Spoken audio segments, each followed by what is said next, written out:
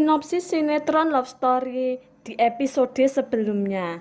Nampak Bunita sangat marah sekali karena telah memergoki Maudy sedang outbound bersama Ken.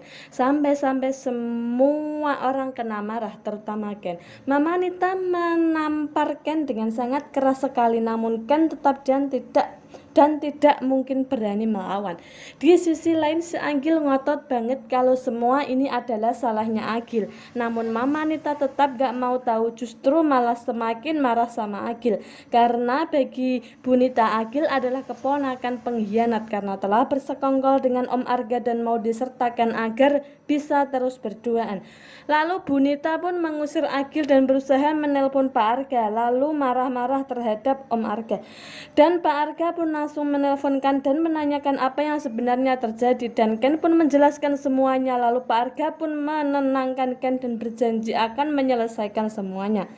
Namun Mama Maudy tetap gak bisa terima dan meminta Maudy untuk membatalkan semua acaranya di puncak dan meminta untuk pulang ke Jakarta saat itu juga. Maudy pun merasa kebingungan dan gak tahu harus melakukan apa. Lalu dia berusaha mencari Agil dan meminta bantuan Agil. Di sisi lain ternyata si Agil telah melihat Pak Wilan sedang menggendong Budinda yang sedang pingsan. Dan Pak Wilan berusaha masuk ke vilanya Budinda. Namun Maudy melihat itu dan meminta Bibi agar Pak Wilan dan Budinda tidak masuk ke villa. Karena Maudy pun panik kalau sampai Pak Arga dan Bunita tahu akan semakin runyam masalahnya. Lalu Maudy pun menemui mamanya dan merayu mamanya agar tidak keluar kamar dan melihat Budinda dan Pak Wilan.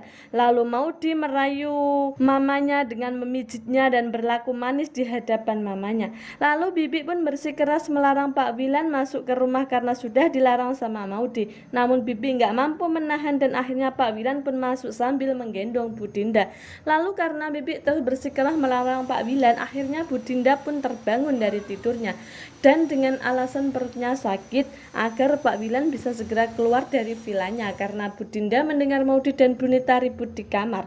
Budinda takut kalau sampai Bunita melihat Pak Wilan dan melaporkan semua ke Pak Arga bisa tambah rumit masalahnya.